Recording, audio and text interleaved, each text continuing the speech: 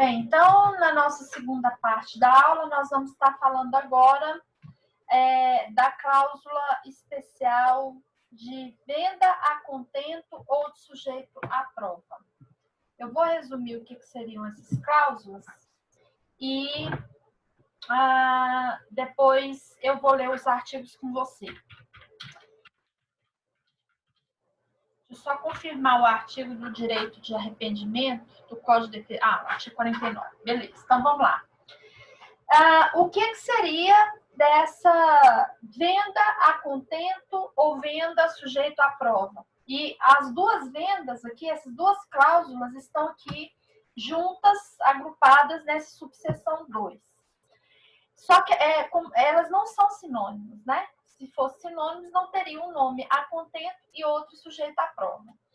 A cláusula de venda a contento é aquela em que eu efetivo a venda da coisa, só que esse contrato de compra e venda só se torna perfeito e acabado, ou seja, só configura a aceitação do comprador quando ele manifestar o seu agrado, se for a venda a contento.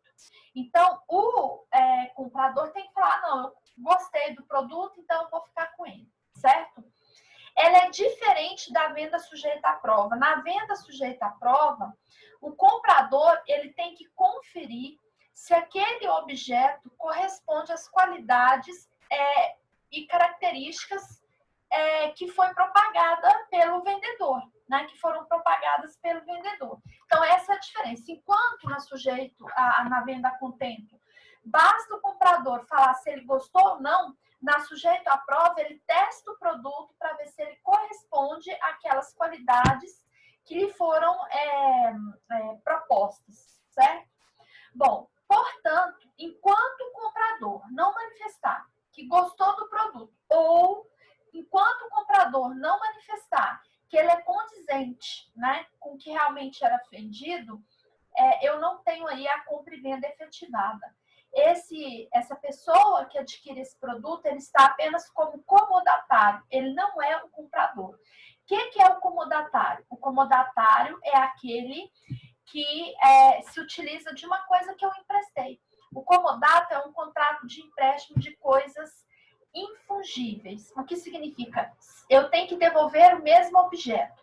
Então, como para convalidar esse contrato eu preciso da anuência do comprador, e nessas cláusulas ele só vai anuir ou se ele gostar, ou se ele falar que realmente ele corresponde àquele objeto, eu tenho aí não um compra e venda, mas estaria aí configurado um comodato, tá? Eu vou ler os artigos e depois a gente vai fazer um paralelo com o Código de Defesa do Consumidor. Ele fala assim no artigo 509. A venda feita a contento do comprador entende-se realizada sob condição suspensiva. Então, veja bem, foi feita uma venda, mas ela depende de um evento futuro e incerto, que é essa condição suspensiva. Se ele gostar, ainda que a coisa lhe tenha sido entregue e não se reputará perfeita, então não há o contrato, enquanto o adquirente não manifestar seu agrado. Bom, se a venda é feita a contento, eu tenho que ter uma cláusula específica, nesses casos aqui da venda a contento ou sujeita à prova, porque ela não é obrigatória. Cabe à parte colocar lá, se as partes concordarem, de que eu vou deixar a pessoa experimentar o carro para ver se ele gosta. Se ele não gostar, me devolve o carro. Resumindo, é isso, tá? Artigo 510. Também a venda sujeita à prova presume-se feita sob a condição suspensiva de que a coisa tenha as qualidades asseguradas pelo vendedor e seja idônea para o fim que se destina. Então, eu estou comprando alguma máquina, sei lá, um computador, um celular de alguém que é de Brasília, e aí ele fala que o celular é maravilhoso, é ótimo e tal. E aí eu falo assim, olha, eu só compro esse celular se você me enviar, eu vou poder olhar e ver realmente que ele confere com o que você está me falando.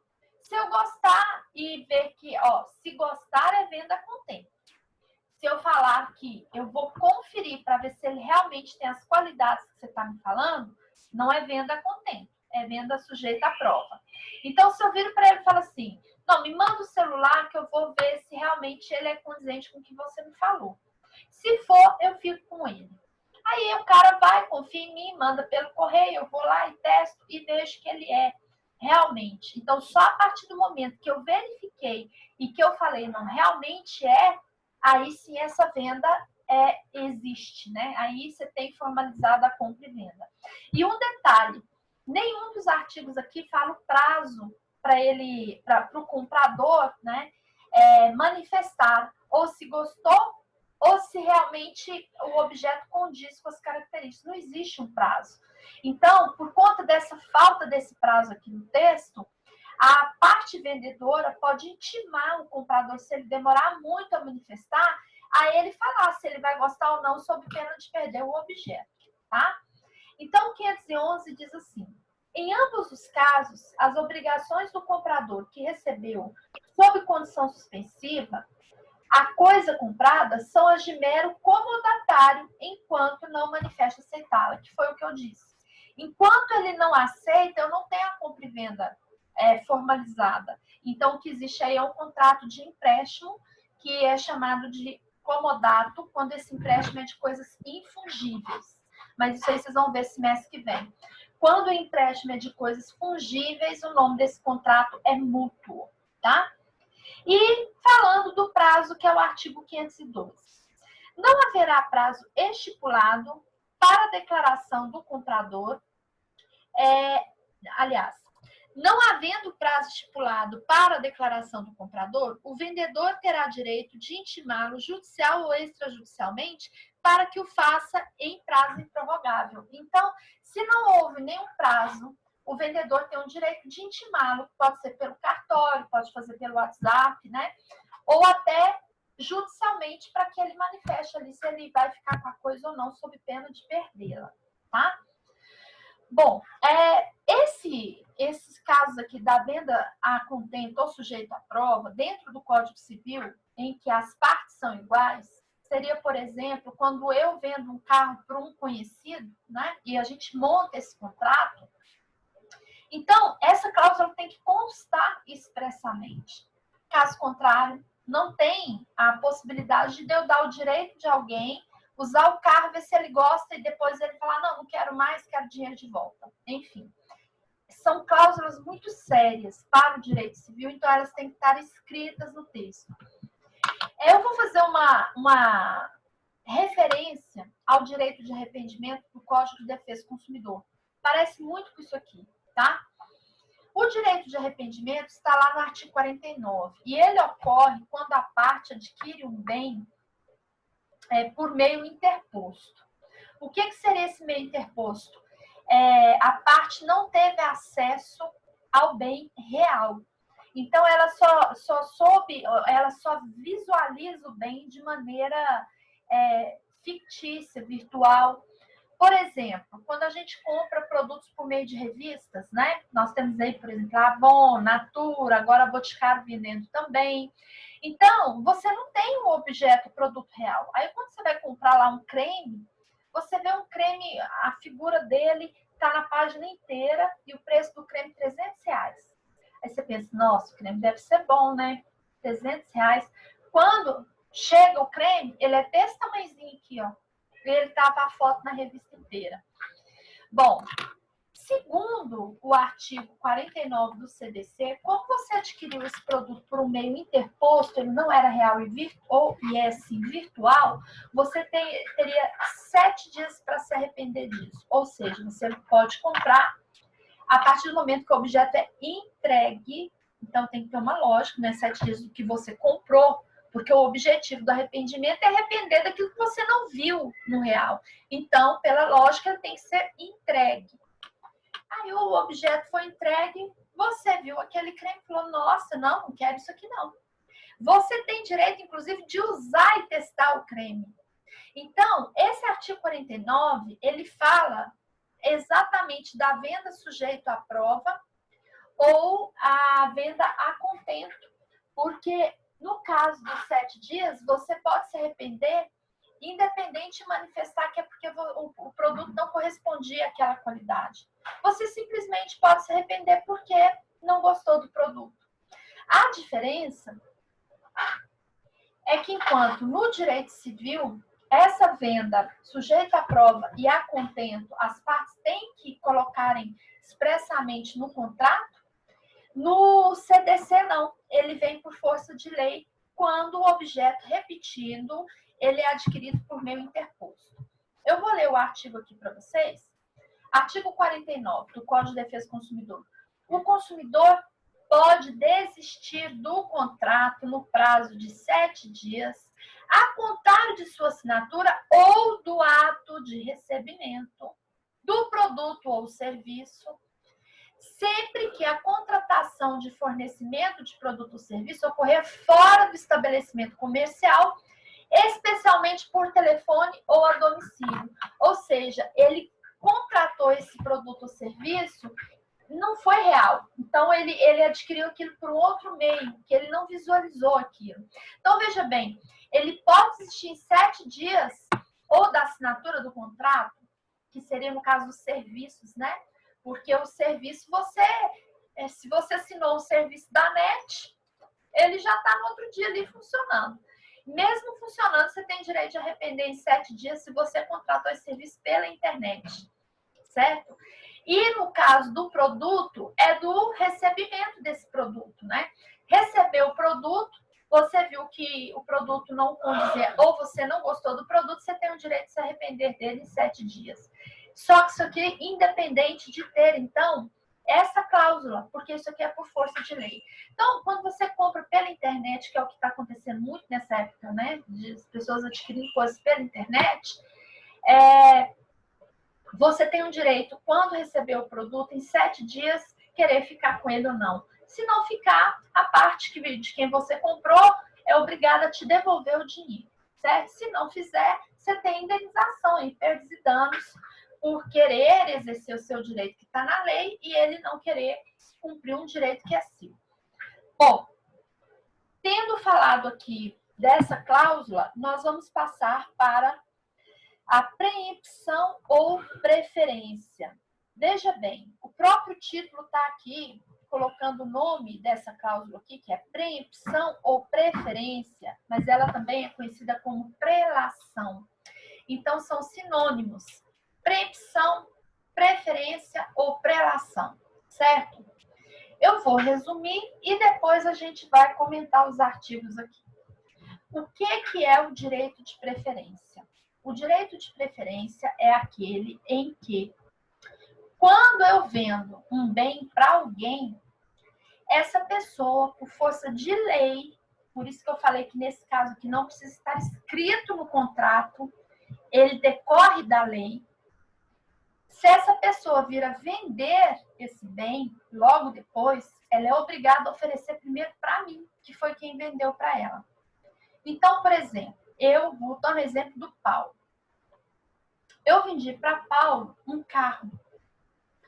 E detalhe, a prelação, ela tanto é para bens móveis, bem como para imóveis. O direito de resgate, a retrovenda, só para imóveis. Então, eu vou dar o exemplo do carro. Vendi o carro para Paulo. E Paulo passou aí 2 meses que eu vendi o carro para ele, ele vendeu para Maria. Eu teria como pedir a nulidade desse negócio para exercer meu direito de preferência e comprar esse carro de volta. Por quê? Por força da lei. Quando o bem é móvel, assim que esse objeto é vendido, por força da lei, que isso aqui está no artigo 513, eu teria até 180 dias, depois que eu vendi esse bem móvel, eu tenho 180 dias de preferência. Ou seja, se o Paulo vir a vender esse carro em 180 dias, ele teria que oferecer para mim primeiro. Sob pena de não o fazendo, eu ter direito de pedir a nulidade desse negócio e pedir perdas e danos em decorrência disso. No caso do imóvel, o prazo é muito grande. São 2 anos. Então, se eu vendi minha casa para alguém, esse vendedor, ele pode vender. O problema não é ele vender para quem quiser. O problema é que ele tem que vender, oferecer necessariamente primeiro para mim, que foi quem vendeu para ele. E o meu direito de preferência é por 2 anos. Do mesmo modo, se ele não fizer essa preferência para mim, eu posso pedir anulabilidade e exercer essa preferência. Qual a diferença da preferência, vamos pegar aí o imóvel, da cláusula de retrato? Na cláusula de retrato, se eu quiser comprar de volta, eu pago o que eu paguei. Eu pago, ficou repetitivo, né? Eu vou pagar exatamente o que eu recebi. É como se eu fosse devolver o que eu recebi, só que corrigido. Na preferência, não. É o valor do mercado. Ou do bem que valorizou, ou desvalorizou, certo? Então, aquele exemplo lá do imóvel que do lado eu vendi por 200 mil e foi feito um parque. Lembra que na preferência são 2 anos. 1 ano depois, supervalorizou esse imóvel a 400 mil. E o cara agora resolveu vender. Ele vai oferecer para mim primeiro. Se eu quiser comprar, eu tenho que comprar nas mesmas condições e do valor tanto por tanto do que realmente vale. O que é tanto por tanto? Tanto por tanto é o valor da praça, é o valor atualizado dele, certo? Lembrando que imóvel valoriza, mas carro desvaloriza, tá? Então, o imóvel, ele vai valorizando, eu vou pagar o valor tanto por tanto, o valor dele que ele está oferecendo para qualquer um. E o carro é um valor também, que pode, se for desvalorizado, vou pagar esse valor desvalorizado. Bom, outra diferença é que na cláusula de retrato, ela não é personalíssima. Lembra que os sucessores, herdeiros, legatários, eles podem exercer seu direito ao retrato. Na preferência, não. Ela é personalíssima. Então, ela não transmite para os herdeiros ou para os legatários, tá? Bom, então eu vou ler aqui o artigo, só para confirmar o que a gente falou. O 513 diz que a preempção ou preferência, lembrando que também recebe o nome de prelação. Então, aqui diz, a preferência ou preempção impõe ao comprador a obrigação de oferecer ao vendedor a coisa que aquele vai vender ou dar em pagamento para que este use de seu direito de preferência na compra tanto por tanto, ou seja, no valor que ele está vendendo ali, que seria o valor da praça, ou se ele quiser até dar um desconto, vender mais barato, né? Isso é problema dele. Ou seja, onde eu vou pagar o que ele está ofertando para qualquer um. Por que eu digo que a preferência não é uma cláusula que precisa ser escrita? Porque ela decorre da lei. Vamos lá.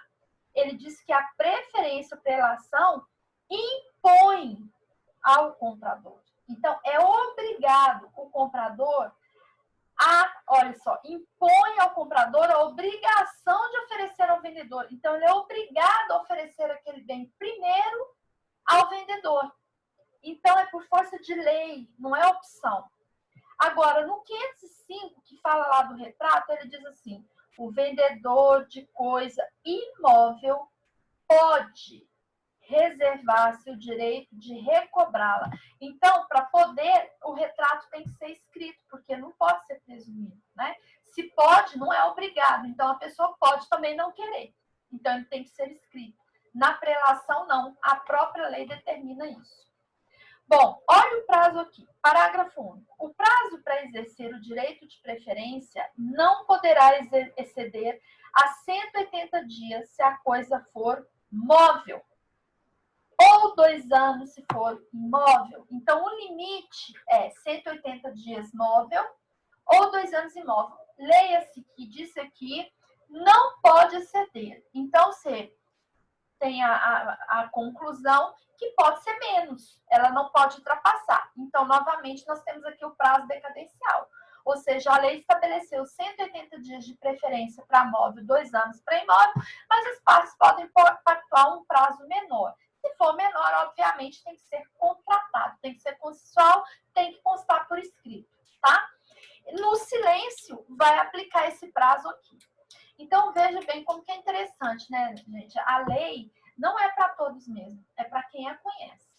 Quantos casos a gente agora não está pensando de gente que vendeu carro para um e o cara vendeu para outro sem oferecer para quem vendeu primeiro, vendeu casa, o cara vendeu para outro sem oferecer e tudo tinha direito, a gente pedia nulidade isso aí. Bom, voltando. 514. Diz assim, o vendedor pode também exercer o seu direito de prelação, por isso que eu falei que são sinônimos, tá? Veja bem que aqui já mudou o termo. 513 usa a expressão preempção e preferência. 514 já vai falar de prelação.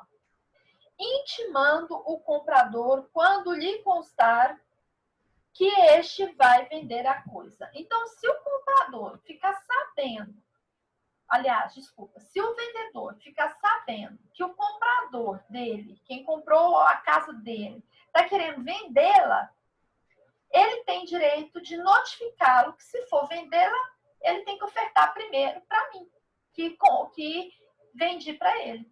Então, se eu souber que o meu comprador vai vender para alguém, eu posso notificá-lo para exercer meu direito, para lembrá-lo, olha, não vende, você tem que vender para mim primeiro e eu quero comprar pelo preço que você está ofertando aí. Bom,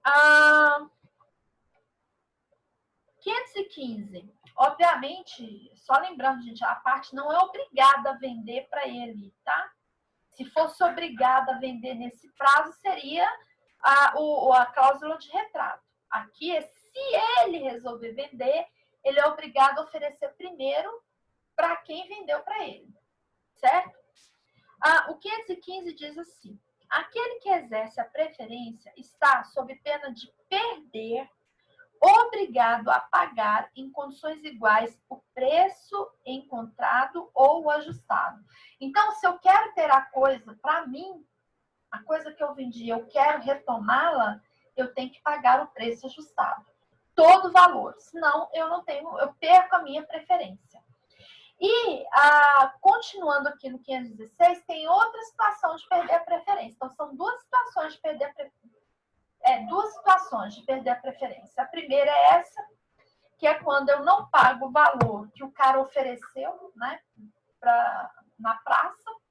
E a segunda é quando eu não exerço esse direito depois que ele oferta esse bem. Então, vamos lá. 516.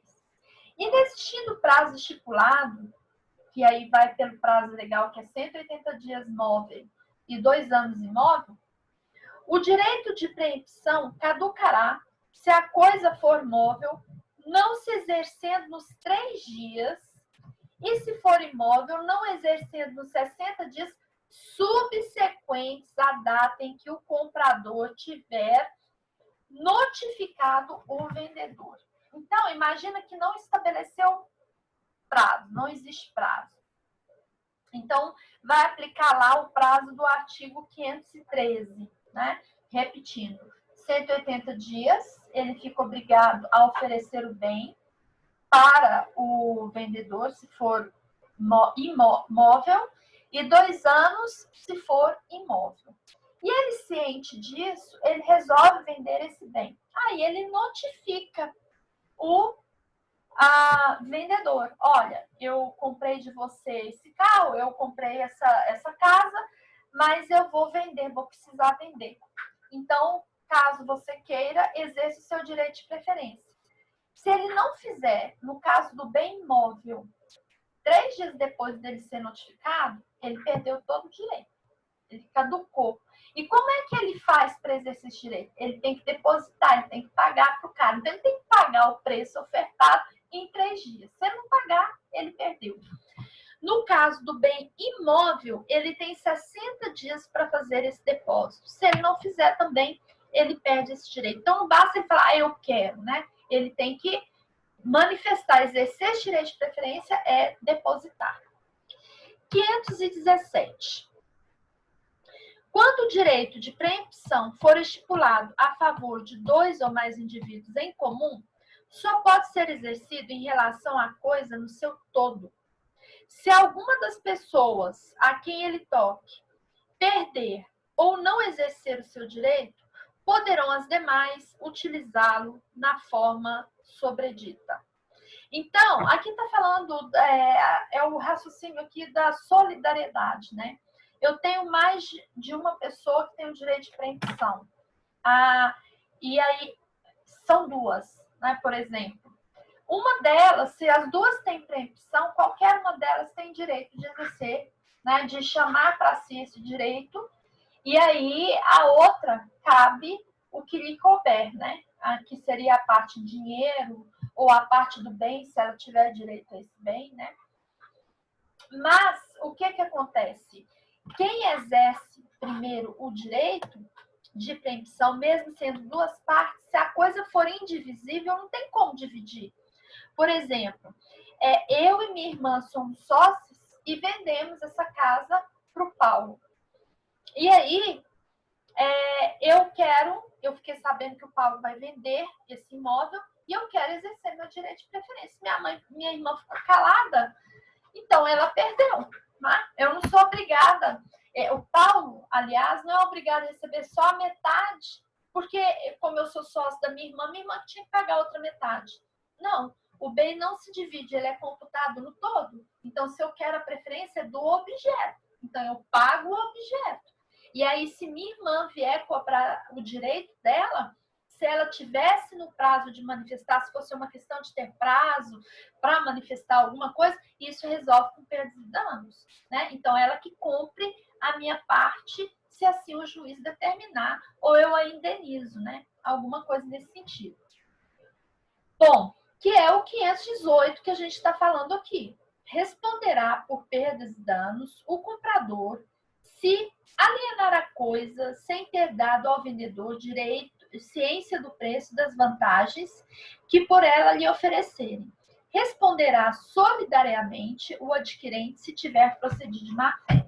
Então, como eu posso anular esse negócio e já foi vendido, eu tenho como pedir perdas e danos para o comprador. Detalhe, você vê que o código é claro, só fazendo uma correção, quando eu falo em anular, o terceiro, ele só será anulável se o terceiro agiu de má fé. Tá? Se o terceiro não agiu de má fé, esse negócio não será anulado. Por quê? Essa cláusula, ela está dentro do negócio. O terceiro, que o Código Civil, ele não fala que o terceiro pode vir a intimar esse vendedor, né?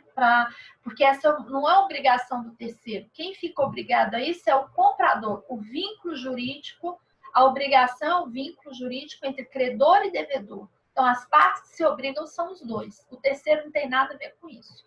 Então, eu só vou conseguir anular esse negócio se o adquirente agiu de má fé. Ele estava em conluio ali com o comprador para conseguir um valor menor. Por exemplo, o cara não gosta de mim e não quer vender o imóvel para mim de novo, porque eu sou vizinha e ele me acha chata. Aí ele pensa, nossa, vou vender de novo para essa mulher vai usar esse imóvel aqui para fazer um furdunço. Enfim, aí ele me faz uma proposta. Não, se você quiser, porque a lei obriga, né? Eu te vendo por 200 mil à vista. Só que aí ele combina com o cara de vender para o cara parcelado. Para mim é à vista, para o outro é parcelado. E o outro, e ele fala, eu vou fazer isso para você, mas você não conta para ninguém não, porque eu ofereci lá para a menina só pelo preço à vista. Então o outro sabia disso, que eu tinha preferência e ficou calado. Então ele agiu de má fé, aí eu poderia anular. Caso contrário, se o terceiro não sabia disso, ele não é obrigado a me avisar. Quem tem essa obrigação é o comprador. Então, o que cabe aí é perdas e danos, tá? E eu também tenho direito de perdas e danos contra esse terceiro também, que tiver agido de má fé. Bom, e aqui ele fala assim, 519, se a coisa comprada para fins de necessidade ou utilidade pública ou por interesse social não tiver o destino para que se desapropriou ou não for utilizada em obras ou serviços públicos, caberá ao expropriado direito de preferência pelo preço atual da coisa. O artigo 519 está falando de casos de desapropriação, né? O que é desapropriação? Desapropriação é um instituto que é da área do direito administrativo. Interessante que está aqui no Código Civil. Por isso que eu falei que essa matéria que compra e venda tem muitos artigos aqui que são de outras áreas do direito que vocês vão estar estudando, né? Que seria, por exemplo, direito das coisas. E uma delas é esse artigo aqui. E como é um artigo só, eu já vou resumir para vocês, porque é uma realidade que a gente vive aqui em Anápolis, né? Com o Porto Seco, com a Ferrovia Norte-Sul, muitos imóveis foram desapropriados. A desapropriação, então, é um instituto do direito administrativo em que o poder público ele tem direito de tomar uma coisa sua, mas desde que pague. Ele não pode, se ele tomar sem pagar, é esbulho, equivale a roubo. Então, para ele tirar uma coisa sua, ele tem que pagar, depositar esse valor e depois tirar. E aí você não tem nem defesa para falar, não, mas eu não quero vender para você, por exemplo, município, porque aqui é a casa da minha tataravó, isso aqui é bem de família, herança, eu não quero vender. Não tem opção de não vender, tá? Isso aí decorre do poder de polícia, a desapropriação, e ela vem de um princípio que justifica a desapropriação, o princípio da supremacia do interesse público sobre o interesse particular. O que significa?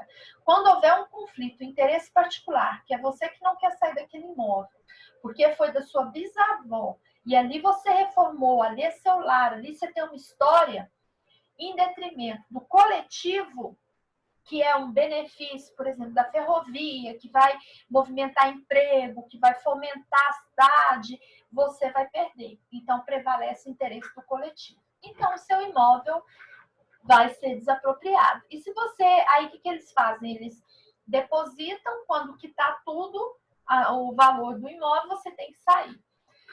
Bom, só que aí, depois que você sai, você descobre que não foi feita a obra, né? O município desapropriou, enrolou, passou uma gestão, 2 gestões, o imóvel está lá e ninguém faz nada. Então, ele desapropriou para um fim e não fez.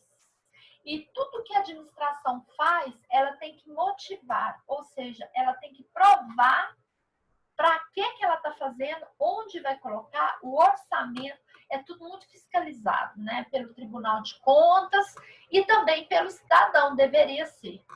Então, se você provar, e estende mais, viu, gente, de Estado, União, desapropriar terra para falar que vai fazer avenida, BR, e depois não faz, ou para fazer viaduto, nós tivemos um caso aqui, né? Na nossa região, não aqui em Anápolis, indo para Goiânia, que foi desapropriada terras ali para fazer um viaduto que nunca aconteceu.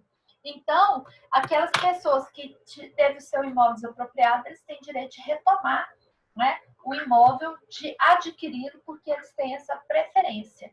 Então, basta eles provarem, ó, não deu fim para o qual ele foi desapropriado, ou não fez nada, ou se deu, esse fim é diferente do que foi desapropriado. Por exemplo, o município desapropria uma área para falar que vai fazer uma avenida. E aí ele resolve fazer um hospital. Não pode. Então, houve aí um desvio de finalidade. Se era para fazer avenida, tem que ser avenida. Então, se não fez, e vocês têm o documento, que o documento tudo do município é público, olha aqui, ó, o documento, o projeto, o que desapropriou para fazer avenida. E ele fez aqui, foi um hospital. Então, eu quero um imóvel de volta ou eu quero ser indenizada disso, tá? Que é as perdas e danos. E o último artigo, que é o artigo 520, ele vai dizer que o direito de preferência não se pode ceder nem passa aos herdeiros, que foi aquilo que eu disse, né? O direito de preferência é personalíssimo. Ele não é igual ao direito à cláusula de retração, que ele transfere para os herdeiros, tá? Então, quem pode exercer o direito de preferência é quem vendeu e mais ninguém, certo? Bom, pessoal, eu vou encerrar a aula até aqui, porque a gente está caminhando bem. E nossa matéria, se vocês forem conferir no código aí, ela vai até contrato estimatório. Então, nós estamos caminhando bem, né, quanto à questão da matéria aqui para fechar o semestre, tá? Eu vou marcar aqui terceiro A. E aí, o que nós vamos fazer? Vocês vão fazer a prova. Na próxima aula, que a gente retorna, depois da prova, né? Eu vou fazer a devolutiva, com as questões que vocês tiverem dúvida. E já vou me adiantar que nós vamos trabalhar o Mercador de Veneza, tá? Então, eu vou estar fazendo os fóruns, enquanto vocês estiverem fazendo prova, eu vou postar os fóruns da terceira PA, que vai ser aplicando esse conteúdo, leituras de obras, né, envolvendo esses temas, para a gente trabalhar tudo que a gente estudou, né? Então, vou procurar alguns artigos científicos que envolvem a oferta, a proposta, a aceitação, extinção de contrato, para a gente misturar tudo, tá? E aplicar isso aqui na prática como resolve. E vou tentar ver alguns documentários que envolvem questão de contratos também, para a gente trabalhar isso em sala, porque o nosso conteúdo está caminhando bem. De repente, até julgados, eu acho que de repente seria interessante pegar alguns julgados e a gente já trabalhar isso também em sala. Alguma dúvida? Faltam 2 minutos aqui. Tem alguma dúvida específica ou eu posso já encerrar?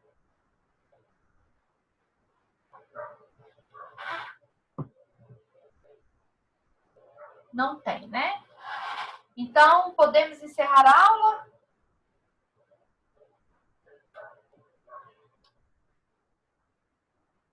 Então tá. Então, eu vou estar encerrando. Ninguém falou nada. Tem um chat aqui. Deixa eu ver. Pode sim, podemos. Então tá. Beleza, gente. Fica com Deus. Boa noite, bons estudos, tá? E boa prova para vocês. Qualquer dúvida, estou no EAD.